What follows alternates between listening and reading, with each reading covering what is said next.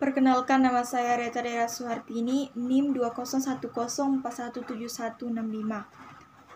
Pengertian saluran distribusi dan strategis distribusi sensitif, eksklusif, dan selektif.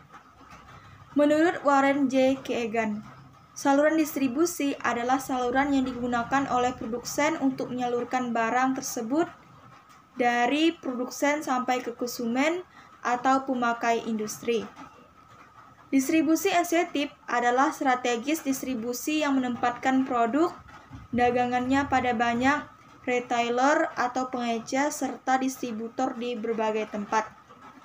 Teknik ini sangat cocok digunakan untuk produk atau barang kebutuhan pokok sehari-hari yang memiliki permintaan dan tingkat konsumen yang tinggi. Contohnya sembako, rokok, sikat gigi, odol, sabun, deterjen, dan lain sebagainya. Kelebihannya yaitu memberikan akses yang mudah bagi pelanggan. Sedangkan kekurangannya, banyak toko tidak akan menerima beberapa produk jika konsumen tidak suka memberi produk tersebut di tempat itu.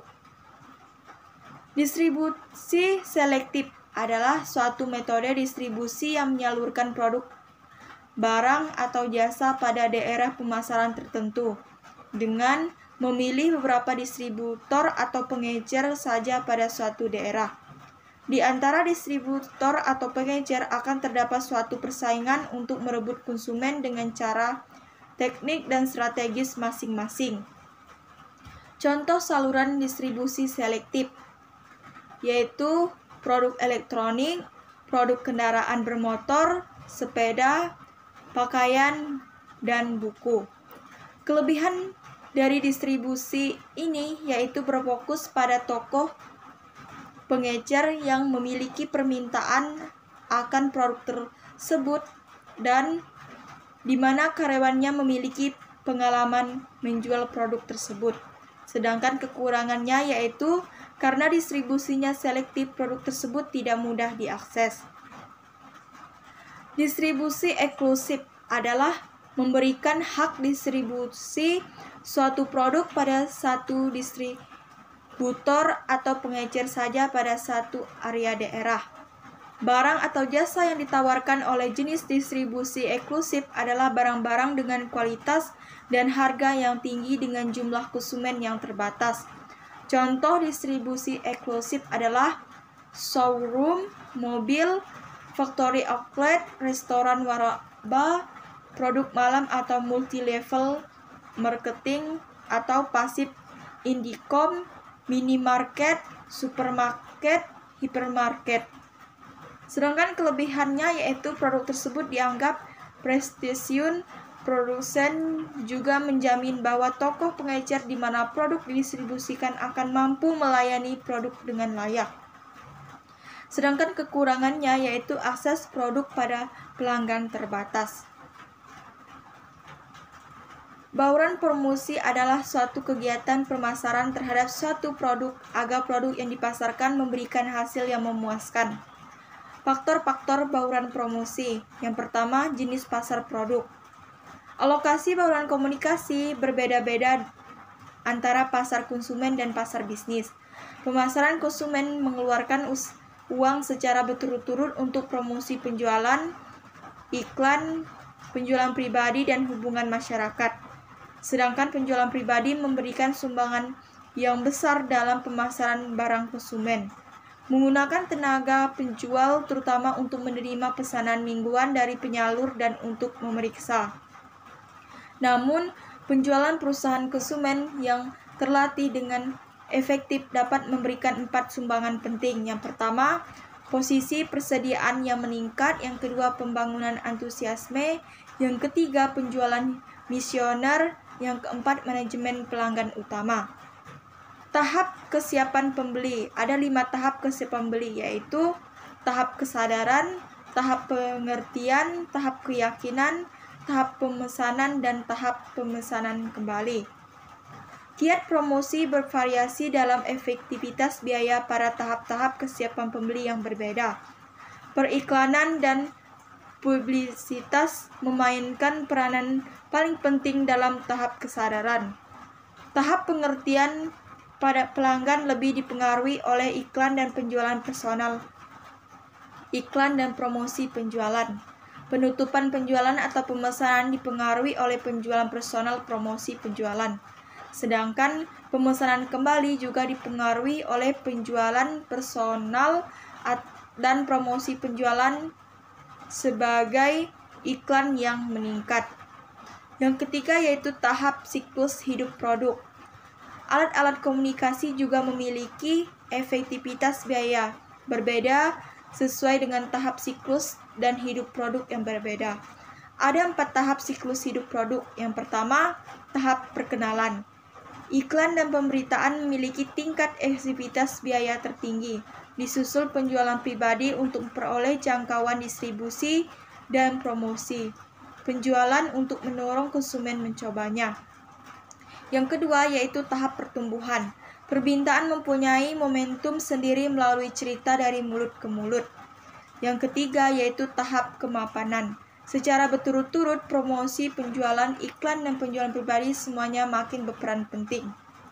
Yang keempat yaitu tahap kemunduran. Promosi, penjualan tetap berperan kuat, alat-alat komunikasi berkurang, dan wiraniaga hanya memberikan sedikit perhatian pada produk tersebut. Bauran pemasaran ialah seperangkat alat pemasaran yang digunakan untuk mencapai tujuan pemasaran dalam memenuhi target. Faktor-faktornya yang pertama yaitu produk, merupakan bentuk penawaran yang ditunjukkan untuk pemuasan kebutuhan dan keinginan pelanggan. Yang kedua yaitu harga. Bauran harga berkenaan dengan kebijakan strategis dan taktis seperti tingkatan harga, struktur diskon, syarat pembayaran, dan tingkat diskriminasi harga di antara berbagai kelompok pelanggan. Yang ketiga yaitu saluran distribusi, merupakan keputusan yang menyangkut kemudahan dalam akses terhadap barang dan jasa bagi para konsumen. Yang keempat yaitu promosi, merupakan berbagai macam cara yang ditempuh perusahaan dalam rangka menjual produk tersebut kepada konsumen. Menentukan anggaran. Bauran promosi ialah dengan mengalokasikan dananya lebih banyak kepada kegiatan seperti promosi penjualan, penjualan perorangan, dan hubungan masyarakat. Sedangkan untuk bauran pemasaran ialah dengan lebih mengedepankan produk, harga, saluran distribusi, dan bauran promosi dalam melakukan pemasaran. Bauran pemasaran terdiri dari 4 unsur, yaitu produk, harga, promosi, dan distribusi. Yang pertama yaitu produk. Produk merupakan kombinasi barang dan jasa yang ditawarkan perusahaan kepada pasar sasaran. Apapun yang dijual ke pasar untuk memenuhi keinginan dan kebutuhan produk ini. Contohnya macam-macam produk yaitu kualitas, desain, features, brand packing, dan size. Yang kedua yaitu harga. Harga merupakan jumlah uang yang harus dibayarkan konsumen untuk memperoleh suatu produk. Sesuatu yang biasanya ditetapkan oleh penjual terhadap sesuatu produk yang dihasilkan dengan pertimbangan biaya-biaya yang dikeluarkan saat proses produksi. Contoh, list price, diskon, payment periode, dan kredit. Yang ketiga yaitu distribusi. Distribusi merupakan kegiatan perusahaan untuk membuat produk tersebut bagi pasar sasaran. Contohnya, Charman terletak di Jalan Ayani nomor 99 dan Indomaret terletak di Jalan Ki Hajar Dewantara nomor 123. Yang keempat yaitu promosi. Promosi merupakan aktivitas menyampaikan atau menawarkan manfaat produk dan membujuk konsumen agar membeli produk yang ditawarkan. Contoh, promosi melalui radio, surat kabar, dan mulut ke mulut. Unsur-unsur bauran pemasaran berinteraksi. Yang pertama yaitu iklan. Periklanan adalah salah satu kegiatan penting dalam bauran pemasaran. Tujuan utama dari iklan ini adalah untuk memberikan informasi tentang produk, barang dan jasa, atau menarik bagi konsumen dan meningkatkan penjualan. Yang kedua yaitu promosi penjualan. adalah kumpulan berbagai alat intensif yang dimaksudkan untuk mempromosikan pembelian barang atau jasa. Kegiatan inti sebagian besar bersifat jangka pendek dan tidak diulang. Tujuan promosi penjualan ini adalah untuk meningkatkan penjualan. Yang ketiga yaitu pemasaran langsung. Tujuan pemasaran langsung adalah untuk mengomunikasikan produk atau layanan langsung ke konsumen yang dianggap sebagai target pasar potensial. Yang keempat, pelanggan mendatangi penyedia jasa secara langsung. Dan yang kelima, penyedia jasa dan pelanggan melakukan transaksi bisnis dalam jarak jauh.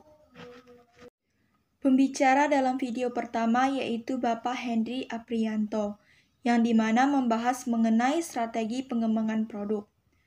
Menurut Tigtono, pengembangan produk adalah strategi untuk produk baru, meliputi produk orisinil, produk yang disempurnakan, produk yang dimodifikasi, dan merek baru yang dikembangkan melalui usaha riset dan pengembangan.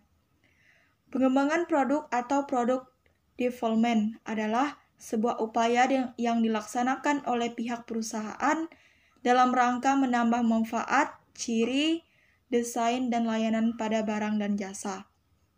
Tujuan dari pengembangan produk yaitu yang pertama memenuhi kebutuhan baru dan memperkuat reputasi perusahaan. Kemudian mempertahankan daya saing terhadap produk yang sudah ada. Selain itu, pengembangan produk juga bertujuan untuk memenuhi keinginan konsumen, menambah omset penjualan, mendaya gunakan sumber-sumber produksi, memenangkan persaingan, meningkatkan keuntungan dengan pemakaian bahan yang sama, mendaya gunakan sisa-sisa bahan, mencegah kebosanan konsumen, dan menyederhanakan produk pembungkus. Tahapan dalam pengembangan produk yang pertama, pemunculan gagasan, penyaringan gagasan, pengembangan dan pengujian konsep, pengembangan strategis pemasaran, analisis bisnis, mengembangkan produk, pengujian pasar, dan yang terakhir adalah komersialisasi. Sedangkan untuk pembicara video kedua yaitu Bapak Henry Aprianto, membahas tentang tingkatan produk. Produk adalah segala sesuatu yang ditawarkan ke pasar untuk mendapatkan perhatian, dibeli, dipergunakan, dan yang dapat memuaskan keinginan atau kebutuhan konsumen. Berdasarkan bentuknya, produk dibedakan menjadi dua jenis, yaitu barang dan jasa. Tingkatan produk sendiri adalah istilah untuk membagi atau mengklasifikasikan produk berdasarkan manfaat atau kegunaannya. Hal ini bertujuan untuk memudahkan marketing dalam menyusun strategi pemasaran yang tepat. Tingkatan produk dibagi menjadi 5 tingkatan. Yang pertama, core product adalah produk utama atau manfaat utama. Maksudnya adalah manfaat yang paling dasar dari suatu produk.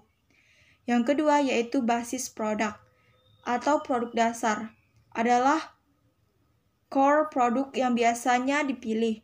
Jadi sama-sama memiliki manfaat dasar namun ada alternatif pilihan yang ditawarkan. Yang ketiga yaitu expert product atau produk harapan. Adalah produk yang didasari dari suatu keinginan atau imajinasi seseorang. Sederhananya, expert produk adalah basis produk yang sesuai atau mendekati imajinasi atau harapan kita. Yang keempat yaitu augmented product atau produk dengan nilai lebih adalah expected produk yang ditawarkan value lain untuk membuat konsumer lebih tertarik. Kemudian yang kelima yaitu potential product atau produk masa depan. Produk potensial artinya memiliki harapan di masa yang akan datang. Produk seperti ini sangat tergantung bagaimana seseorang marketing membuat orang yakin bahwa ini adalah sebuah investasi di masa depan. Pembicara video ketiga yaitu Ibu Liris Widya, berbicara tentang QFD dalam perencanaan dan pengembangan produk.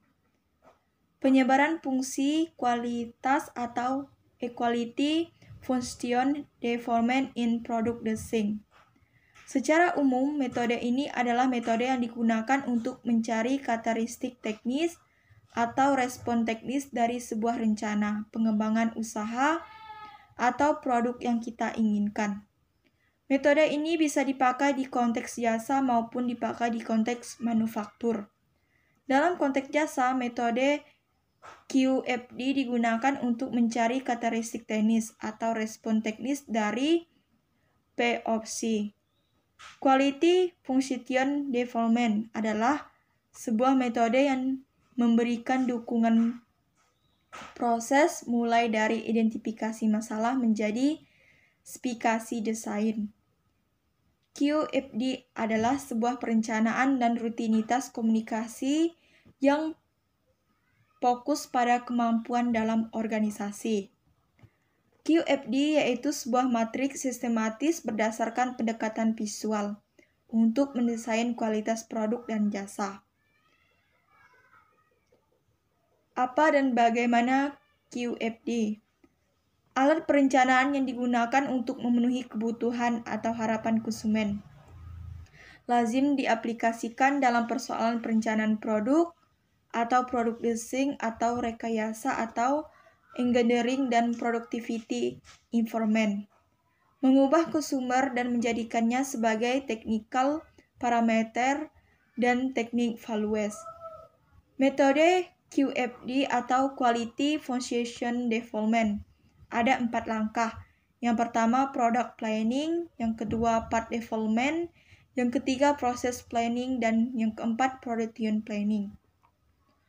Host of Quality adalah sebuah matriks yang digunakan untuk menerjemahkan kebutuhan konsumen ke dalam karakteristik desain produk. The Host of Equality terdiri dari 6 matriks. Yang pertama, Consumer Need and Benefits. Yang kedua, Planning Metric. Yang ketiga, Technical Responses. Yang keempat, Relationship. Yang kelima, Technical Correlation. Yang keenam, Technical Matrix. Pembicara video keempat yaitu Ibu Idin Rosyidin membahas tentang pemasaran politik atau political marketing. Pemasaran politik adalah penerapan teknis dan konsep marketing dalam kehidupan politik. Misalnya konsep produk yang populer dalam bisnis atau ekonomi kini dipakai dalam politik.